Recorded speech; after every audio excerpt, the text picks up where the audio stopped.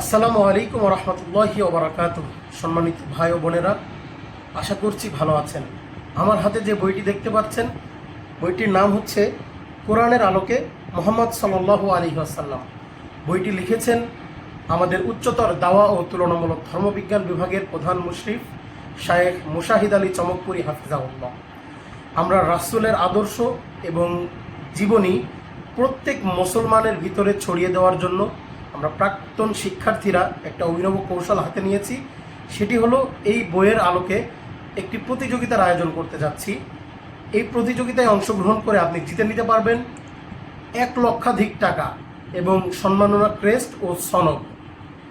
আপনি বইটি শুধুমাত্র সংগ্রহ করতে পারবেন 100 টাকা দিয়ে এবং রেজিস্ট্রেশন ফি মাত্র 50 টাকা।